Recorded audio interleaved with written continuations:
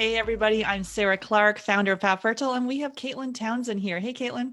Hello. Hey, Caitlin is one of our fertility coaches, and she is also a professional chef and nutrition practitioner. So, a wealth of knowledge. And I'm excited today. We are going to be doing some fertility friendly snacks in our fertility friendly snacks series. So, starting off first, Caitlin, we're starting off with the crispy chickpea. Yes. Okay. So a lot of times, it can be really tricky, or you might think that it's really tricky to get in some tasty snacks when you're on the fertility diet. But I just want to show you how tasty it can be and how easy coming up with snacks can be. Awesome. Yeah. 'Cause sometimes we think it's all about like green juice and, starving, and that's definitely not the case. No, not at all. So what I have here is I have some chickpeas that I did pre-rinse. So these just came from a can. So it's going to be much easier, much simpler just to buy chickpeas that are already cooked in a can. These were organic, but whatever you can find, just read the ingredients, make sure it just says chickpeas. It might have a little bit of sea salt in it as well. So you want to give it a good rinse. And the thing with these is you want to make sure that they're really nice and dry. So I kind of line a bowl with paper towels and we'll just let that dry. And this is just super, super simple. So I've kind of just drained it all out, and then I am just going to put it on my sheet tray, which has been lined with paper towels as well. So this is just to really get them nice and dry. This is going to make sure that they're very crispy in the end. So we'll just spread those out and give them a nice little pat. Again, you don't have to be too particular and dry individual beans, but just give it a nice little pat, and that should work well.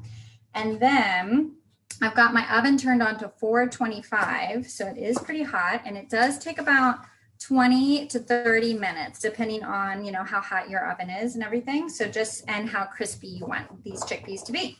So this is just one can. And you can do 2 cans because these are super, super tasty. So 1 or 2 cans, whatever you want. This is 1. So then what we're going to do, these are nice and dry, is I'm just going to drizzle it with a little bit of olive oil. And can you do that on a parchment paper if you want, if your pan is, not. Because it's heating so hot in the oven at 425, the parchment might burn. Okay.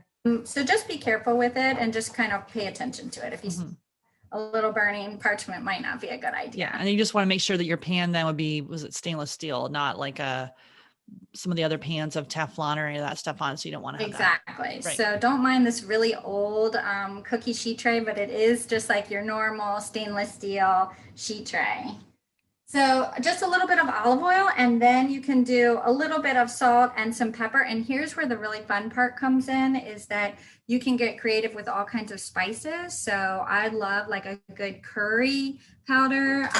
So I'm going to just sprinkle on a little curry powder onto this, but you could do different things like rosemary and thyme. You could do cumin, you could do smoked paprika would be really good. So there's like a lot of variety with these. And just, rub them around and pop them into the oven for about 20 to 30 minutes. Awesome. So we are going to get that going. And so really for the chickpeas, then you're putting them in the oven as safe at 425 for 20 minutes or so. And then what do we do there?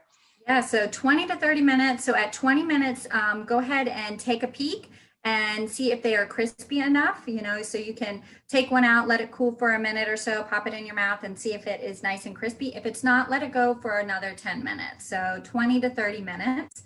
Some people's ovens are really, really hot, and some people's are not as hot as you actually think they are. And then how do you want to store those? Then would you store them in the fridge, or where would you? So great question. Let them cool to room temperature, and then you want to store them in like an airtight, little Tupperware, like a little glass Tupperware container. They'll last you for a couple of days. They're not going to last all week because they're tasty, you'll eat them, but in general, they'll just last for a couple days. And would you put that in the fridge or just on the counter? Not in the fridge, just on the counter. The counter, because they're crispy.